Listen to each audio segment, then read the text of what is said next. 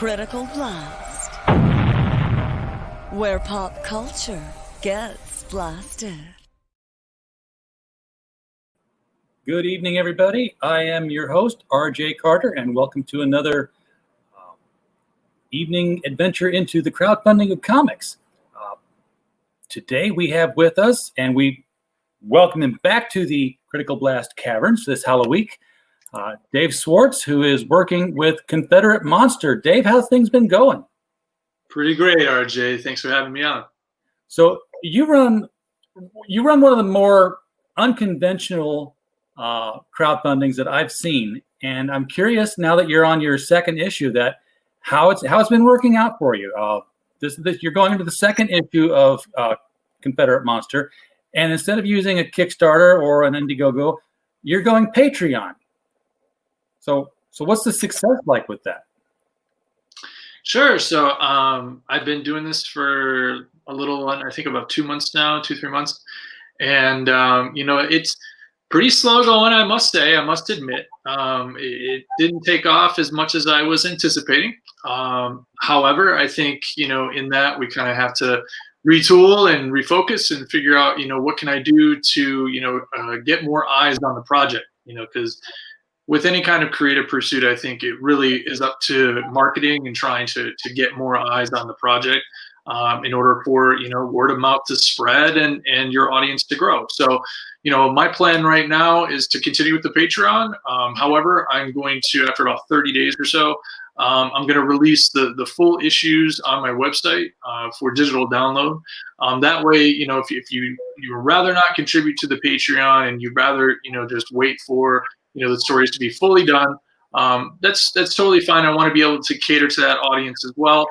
However, I still want the Patreon followers to feel like they're, getting something extra and getting something exclusive. So they're the first ones that are going to get to see it always, and they're the ones that are going to get to see me create each page as we go. And I'll be honest, the Patreons that I have right now, they are fantastic fans. They're super fans.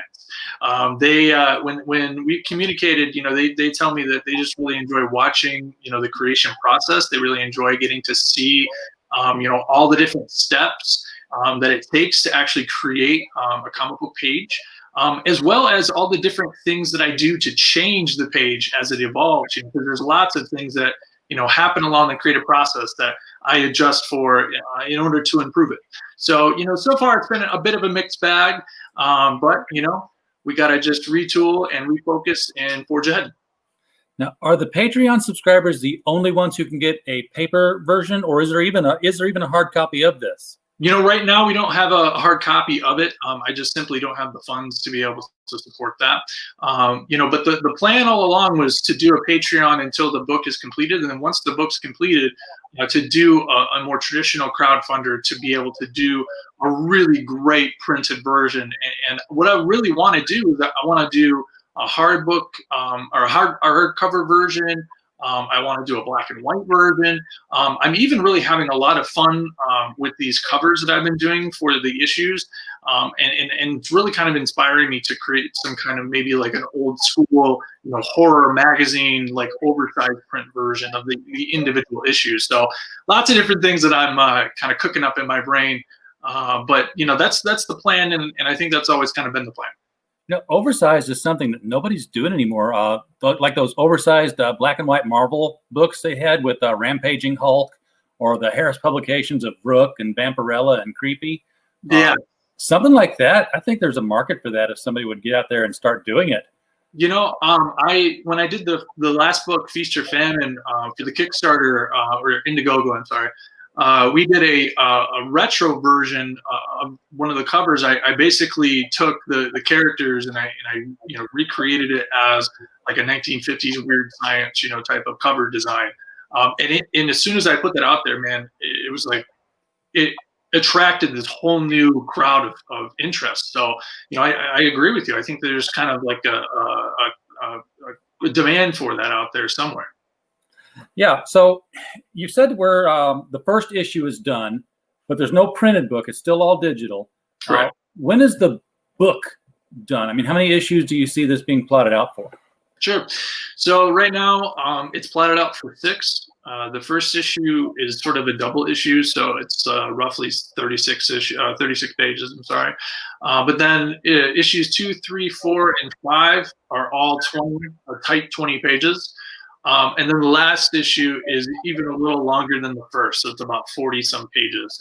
And the reason I do that is because I always like writing stories that I enjoy, and I think a lot of us writers do. And when I really, get into a show or a story or a comic, whatever it may be, I really enjoy that sort of really robust intro, episode or issue or chapter, and then a really robust ending. It kind of just is a nice kind of bookend for the story. So that's the way I like to write, and so I also feel like the writers or the readers get a little bit extra for their book that way. Sure.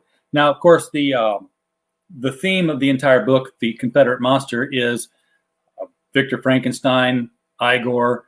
They've fled the country. They've pretty much been chased out of Europe. And Igor, am I saying it right now? Igor?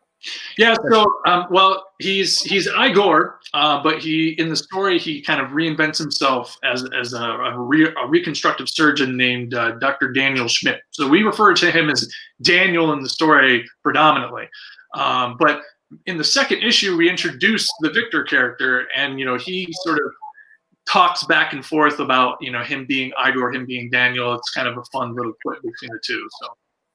All right, so this is when we do get to finally meet Victor, is in the second issue, and where did we get taken with the first issue so far? I mean, as far as I know that they're going to want to make reanimated soldiers at some point, and they want that technology. Is the Southern Confederacy aware that Daniel has this access for them? Yeah, so in the first issue, we kind of established that, the Confederacy sort of figured out his secret, that he once helped the Mad Doctor recreate this dead monster. And so at the end of the first issue, we discovered that, he is, being compelled to help him. I don't want to tell exactly what happens for those who haven't seen it yet, but, he's compelled to help. And in the second issue, he is feverishly trying to recreate the process.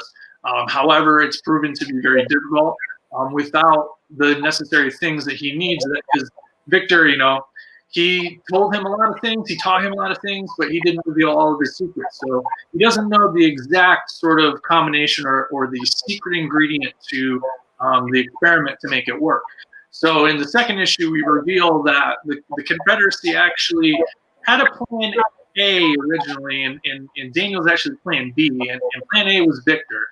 However, Victor is not exactly the same kind of guy that he used to be, and he's a little unable to help, and you'll have to see exactly sort of what happens in the second issue. But I do have a little sneak peek of what that looks like if you want to take a look. Oh, absolutely. Let's share some screen here.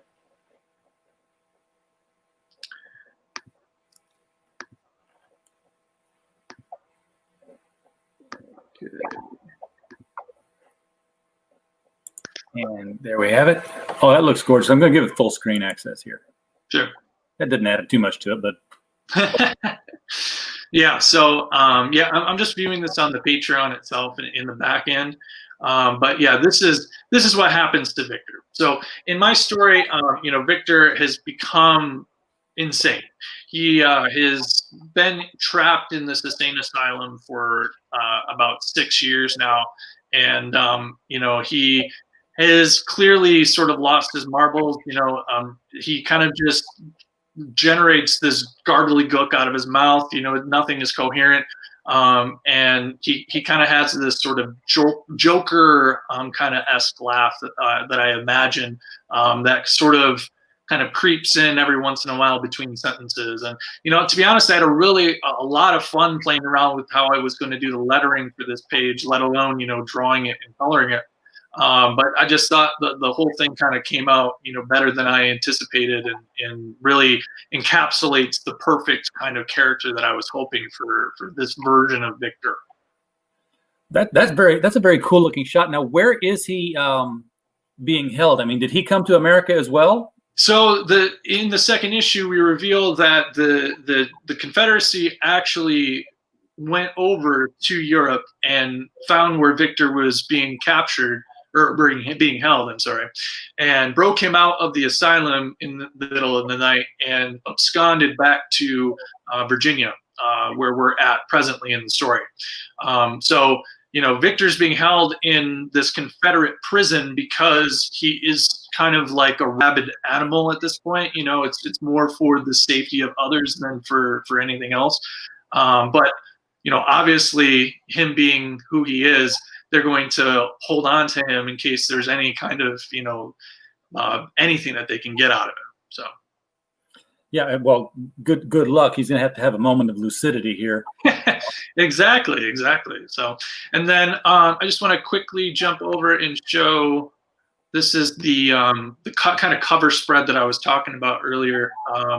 When I kind of trying to show you a wrap around of how it would be from like the cover to the back cover for these issues, and I'm doing one of these for every issue so that people kind of get an understanding of what the issue's about through the artwork, but then a bit more of information about what's going on in the story too.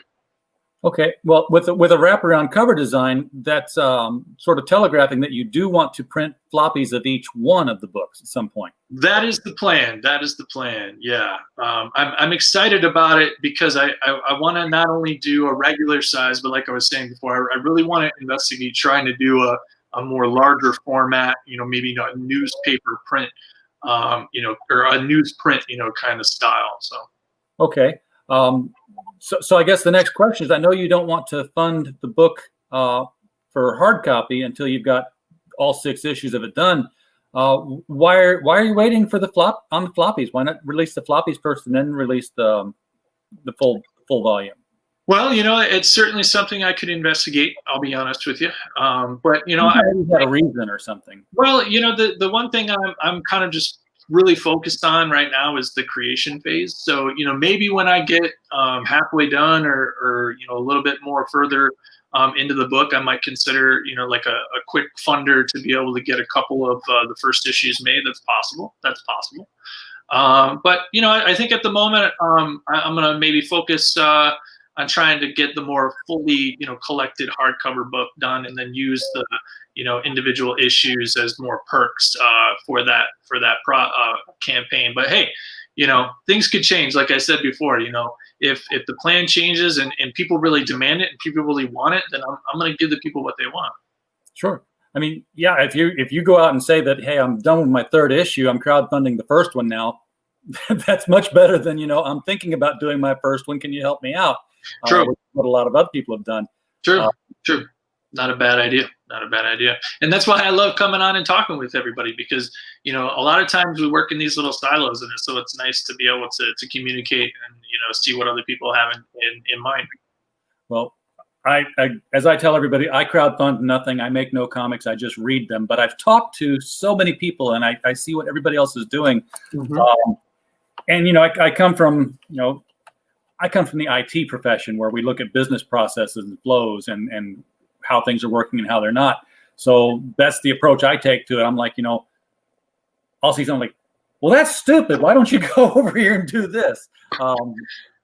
I'm not saying that your approach is stupid. I'm just saying that when I see things that can be done differently, I bring them up. Sure. Absolutely no crowdfunding background at all. That's not really true. I did crowdfund a book one time that was already done, just because I needed money and I needed to get out of a hotel and get into a house, but it didn't last long. I made a couple of bucks and I was out. I'm like, yeah, okay, I'm not into that thing anymore. Right. I feel you. Yeah, crowdfunders are tough. The one thing I will say about the crowdfunder is it is sort of like, a major full-time job sometimes, especially when you've got a lot of other things going on. One of the other things that I'm launching tomorrow is, a new show. I'm doing my own show called The Dose of Dave, and it's going to just be like a short, 10, 15-minute little video series where I talk about, art and writing and teaching and storytelling, but then philosophy too, because, philosophy is a huge part of my life. I kind of have a lot of interest in weird, wacky thoughts and mind-bending kind of theories. So it's going to be my opportunity to showcase a little bit of that side of myself too. So I'm launching that tomorrow. I'm super excited about it. But yeah, like I said, so many projects going on at the same time. Is that going to be on the Patreon? I'm thinking about possibly doing an expanded version or expanded edition of it that'll be available for Patreons only, where we dive more into some of these topics, or maybe I do more specific videos for the Patreons themselves. But yeah, that's definitely something I'm considering at the moment. Okay, so but then the regular one, I guess you're talking about doing a YouTube channel. Yeah, it would all just be on my YouTube page, the Dave Swartz Art channel. And like I said, they'd be about 10 to 15 minute videos, nothing like super long. But the first one I'm launching tomorrow is basically about my story, kind of my journey through my career, and how I kind of decided, how I was going to pick up the pen and write the story myself rather than letting a lot of other people do that for me. Because I think a lot of us tend to do that from time to time, where we have a vision, but then we allow others to let us lose sight of that vision and let us get down and believe that we can't do it.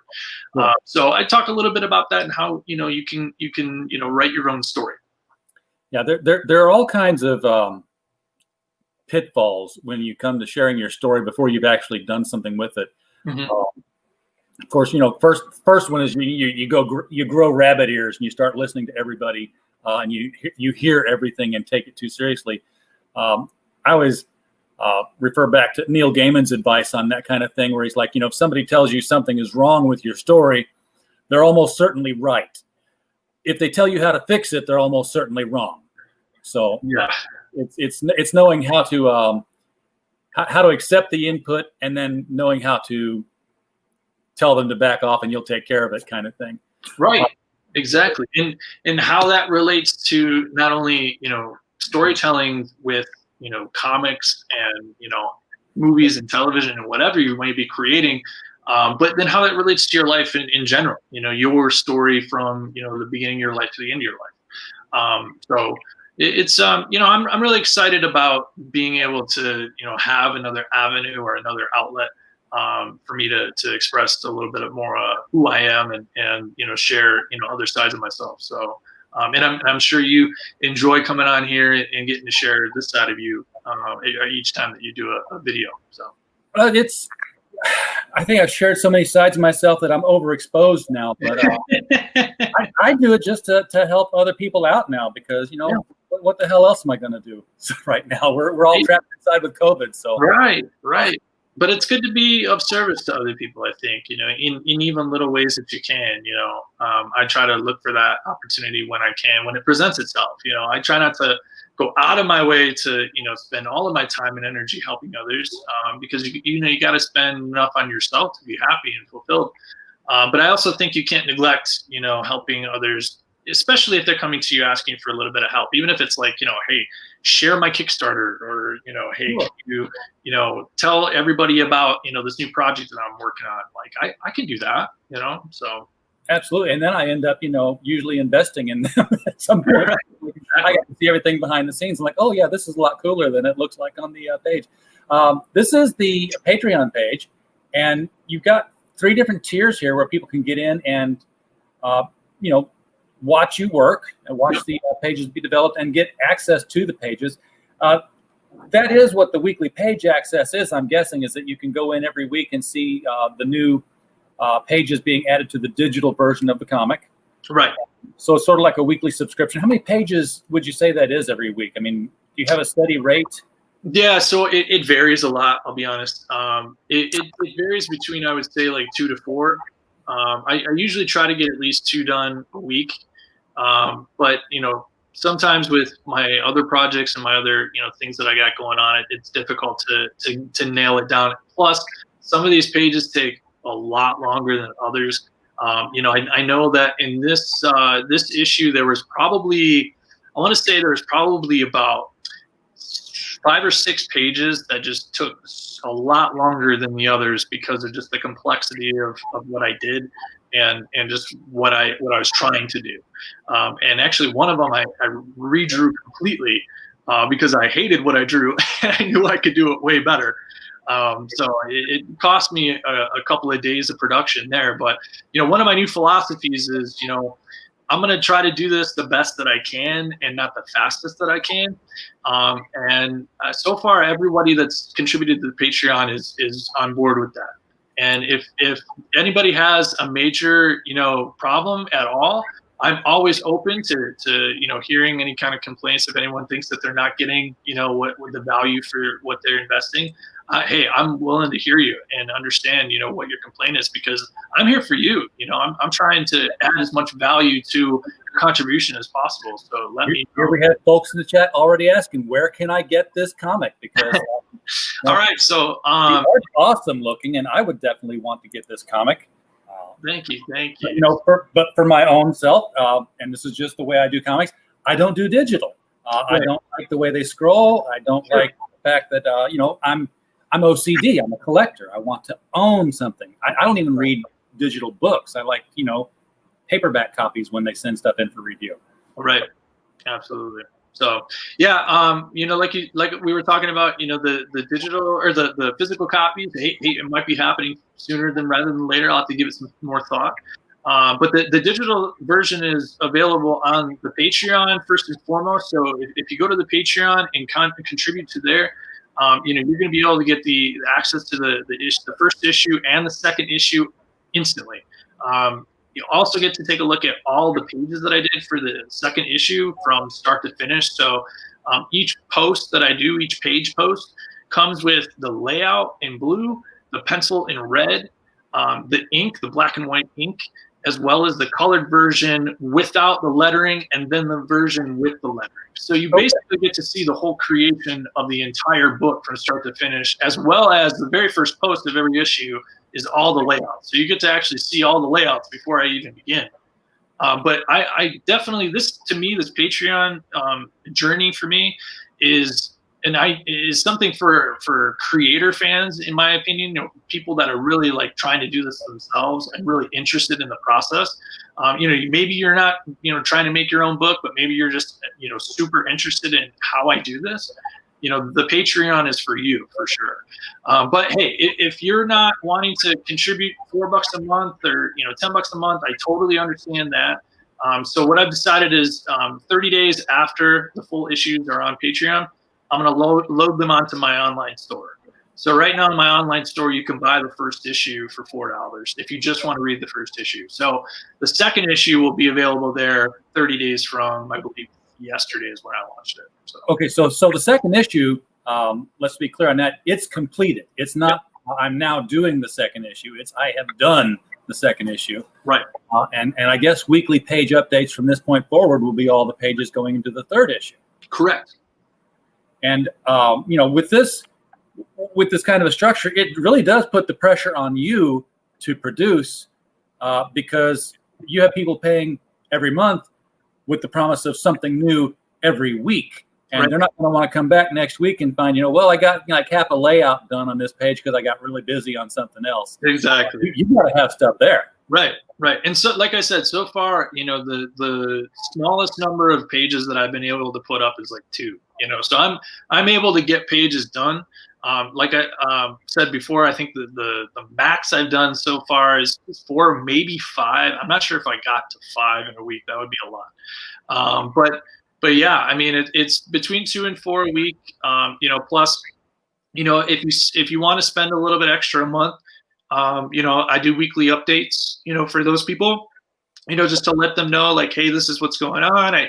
I talk to them more about, what's been going on personally for me that week. So you get a little bit more, personal story about, me and what I've been putting into the story, what I've been thinking about too. Because for me, I think that the higher tier stuff is really for the creators out there, the people that are really interested in trying to do this for themselves. Because I want to talk about things like, why I want to change the ending, why I want to go through the effort of completely rebuilding the last issue, that kind of thing. Because I am doing that right now. I'm rebuilding the ending of the story because I came up with a way better idea. And I'm so glad that, the timing's all working out. But yeah, it's stuff like that. Yeah, I can totally relate to that because I'm in the middle of doing the very same thing with the layouts for my book that I'm doing right now. Is like, oh, wait a second, what if this element was introduced? And now I'm like, oh, that's like 7 whole new chapters just interspliced through the whole thing. Right. Yeah. If I can do what I want to do in the same amount of time and space. Yeah. All right. So you got the $4 a month one here, which gives you instant access to issues 1 and 2, and whatever it is you've got done on 3 so far, which I think is just you've just started it, so there won't be too much. Right. And then for $10 a month on the Patreon, you get all of that, of course, and then you get the updated videos, and you get 10% off the collected edition. This is in looking into the future when it's a hardcover or whatever it is that you decide to do this. The omnibus version, not the floppies, I would guess. Well, for me, I want to do 10% off the collected edition, and I think what I'm going to do is just put 10% off on whatever reward package you wind up buying. So, because for me, I think if you're willing to give me a subscription every single month to be able to do the work that I do, I think that you deserve it. So, I'm really considering doing like a really big kind of prize package where, it's a flat fee, like maybe it's $100 or $200, whatever. But you get like everything. So no matter how many stretch goals we reach or how many cool things I add, you just get a huge prize back, and you get whatever 10% off that or 20% off if you go for the higher tier. That's what people like. They love those stretch goals and getting the extra things. I've seen people cheer over getting stickers. Hey, we reached $2,500. We get a sticker. Yeah. It's pretty crazy. I'm really excited for the reward for this one though. I've been making a list of just all these ideas that I've been coming up with for it. And I'm super excited. It's part of the reason why I wanted to try to, build up a little bit more, attention and kind of interest in the book before I jumped into a crowdfunder. I mean, I've done several successful crowdfunders before, but I believe this story is so much, higher and above anything that I've done before. There's just so much more thought and care, I think, that I put into the story and the artwork. That I really want to do it the right way. So I'm really trying to get as much attention as I possibly can for it before I jump into crowdfunding. I hear you on that one. And from what I've seen of the artwork, and I didn't keep the artwork from the last time around, largely because the computer that I used then is over there in pieces. It quit booting on me.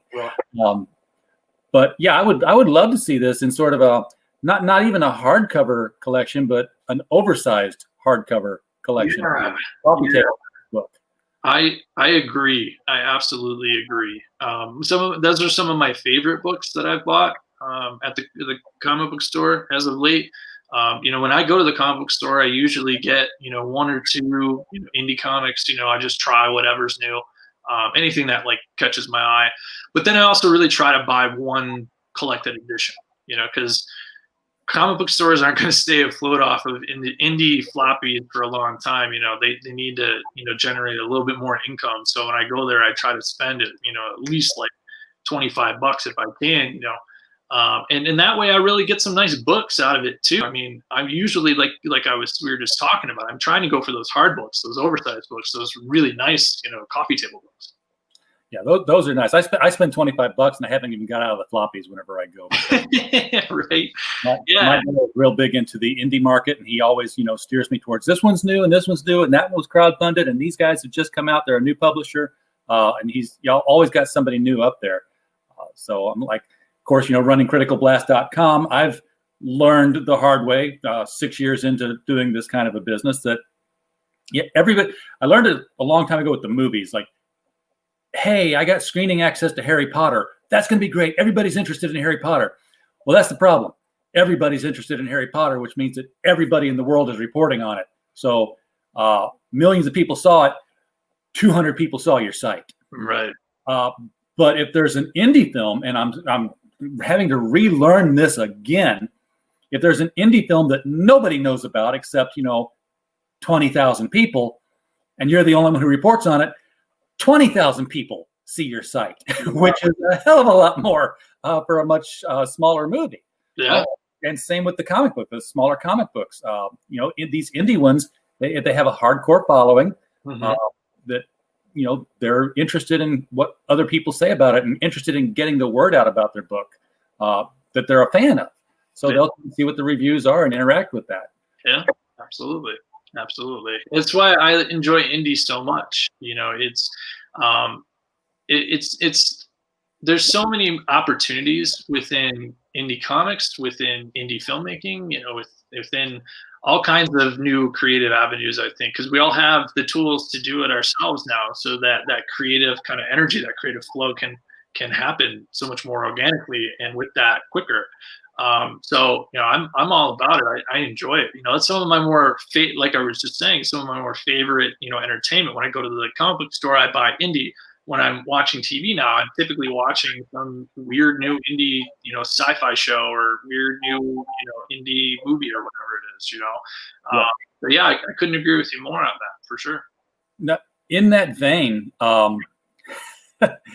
I watched last night a really, really bad film because it's Halloween. We saw Dracula versus Frankenstein. Oh boy! And I was watching. Somebody was that StarWarsGuide.com was streaming it live on their channel, and we were all of them there riffing on it. But that puts me in the thought of another movie that was out there, and I'm going somewhere with this. Trust me, Billy the Kid versus Dracula. Which of course takes, the monster predates our Old West days, so it makes sense that he would have, could have existed in that time period, in that place.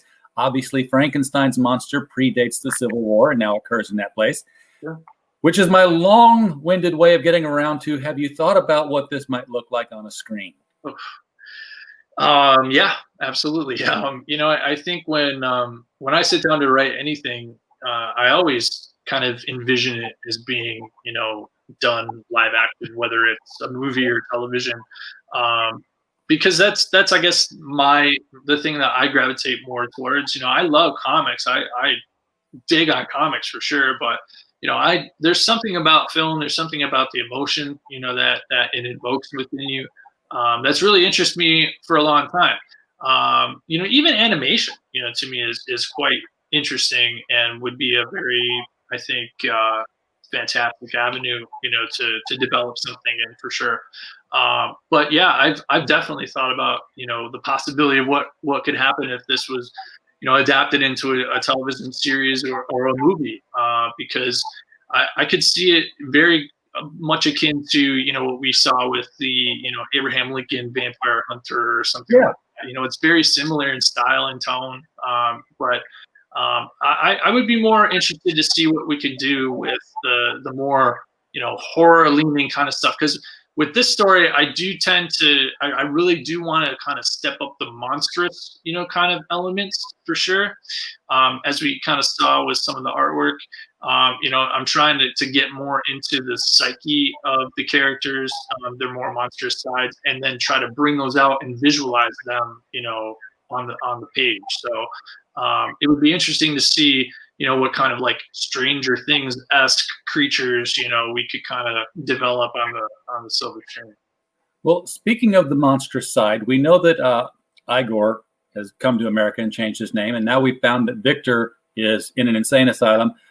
Where is the monster in all of this? Have we seen him yet, and will we? We have not seen the monster yet, but he is out there. He is out there. So wandering the Arctic. Right. So my approach to the story was I wanted to kind of introduce each main character in individual issues. So the second issue is about introducing Victor. The third issue is about introducing the new version of the bride of Frankenstein. And then the fourth issue is about introducing the monster.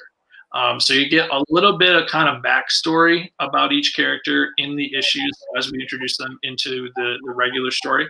But all along the way, we're kind of building the cast of characters, their, kind of backstories, how they, know each other and all kind of tie together. And then there's really, I think, a lot of really awesome, intricate character play when we get to the end of the story it kind of ties everything together. Now, you've got this mapped out for 6 issues to tell the story. Is that the story, or is that a story and there are more stories? Well, I think I would say I always have more stories. I'm never going to not limit, or I should say I'm never going to limit myself. So yeah, I definitely have ideas for where I want to take the end of this story. I actually came up with a really interesting avenue just the other day that I had previously not thought about. I remember, it's one of those things that always hits me the same way, and my girlfriend's usually within earshot. So I if it comes to me in that moment, I usually just go, "Hey, babe, what do you think about this?" And I bounce it off her really quick. Or I'll say, "Hey, I just came up with this really good idea." So yeah, it's definitely always kind of rattling around in my head, and hey, it could always evolve over time as I'm developing the ending of the story. But yeah, I'm definitely looking forward to maybe doing more. All right. Well, I'm looking forward to seeing it. That's what I'm, basically waiting on, is knowing that I can buy the thing. I'm not a Patreon guy because I will forget, and then I will bounce checks, and then it costs. I understand. But Patreon's working out for people, so if I ran a Patreon, it would be more of an OnlyFans kind of thing, and nobody wants that. Well, there is that option. There is always an option for us all. It would be very monstrous, in a different way, very frightening. But you've got some patrons on there, and it's enough to carry you forward to know that there's interest in there. I still think you'd have really good success. I mean, you're not a stranger to the publishing industry of this. You've done Feast or Famine. You've worked with the alternative folks before. Peter's really huge on pushing, crowdfunded stuff. So I know you'd have support in his area. I know you'd do well on this channel once you have a Kickstarter or a Indiegogo going. Indiegogo. I don't care about the politics on either side. Kickstarter, I have to make notes on my monitor all the time. Says I need to have this money in my PayPal on this day because it's coming out. The only reason I don't like Kickstarter. Indiegogo is like, oh, I've got the money, it's gone. Right. I don't worry about it anymore. Right. So when you do get there, that'd be awesome. You've thought about the tiers, I'm guessing, what you would be adding to packages when you get to this point. I don't. What have you brainstormed for that kind of stuff? Because you could have a lot of fun with the monsters beyond the mere character cards and stickers and die cut keychains that people do. Sure. One of the things I really want to try is some of those changing portraits. So as you kind of walk back, the lenticulars. Yeah. So I was thinking about maybe doing like 2 or 3 of those for the main characters because they all kind of have this like monstrous side to them.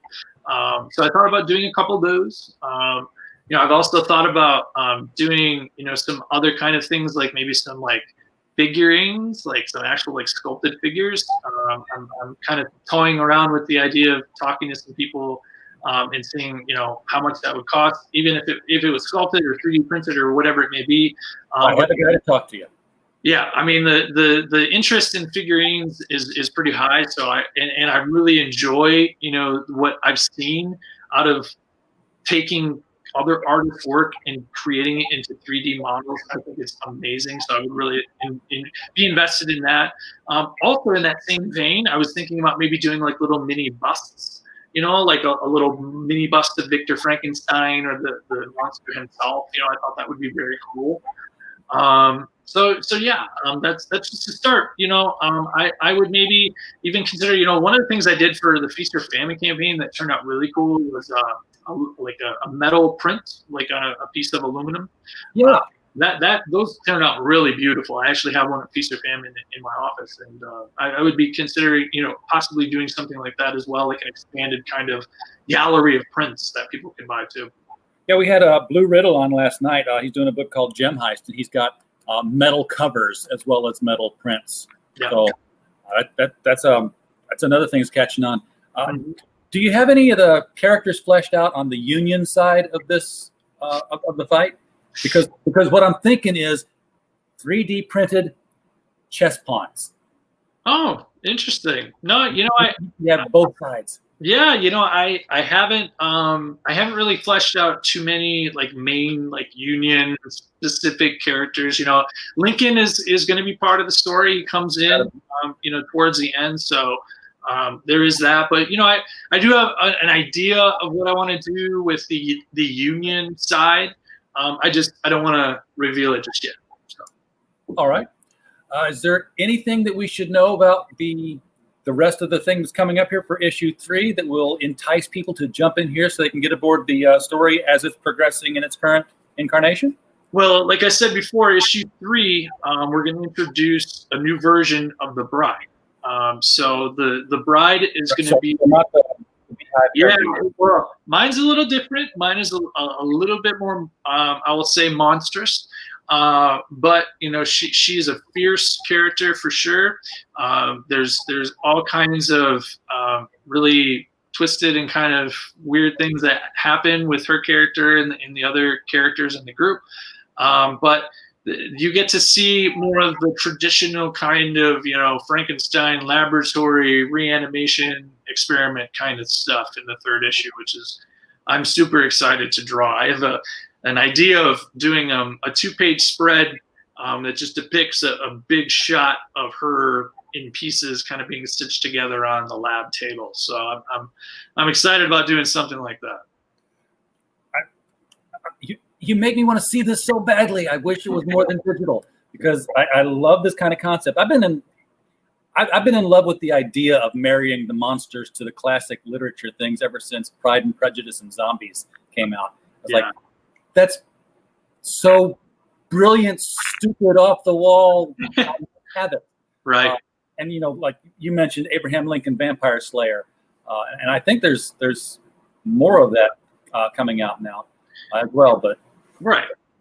So, I mean, I think it's a genre mashup that, like you said, is very interesting for a lot of people, and is you know, visually, I think, different than a lot of things that we've seen before. Plus, you know, I had fun playing around with the technology, you know, because the technology that I introduced in the 2nd issue, the stuff that Daniel's using to reanimate these rats that he's working on, you know, it's unlike anything that was around during the Civil War. You know, it's kind of a mashup of, you know, New Age stuff and Old Age stuff. So that to me is, again, just fun visual stuff that you can just play around with and have fun and don't have to be so serious about. So you didn't have to do a bunch of research to say, well, he couldn't use carbon tungsten wire because it didn't exist at that point. I'll tell you what, I played it fast and loose when it came to that kind of stuff. I'm like, hey, you know, can you do this with electricity? Yeah, I could do that. Sure, why the hell not? You know? Yeah, why not? Of course, you know, I was like,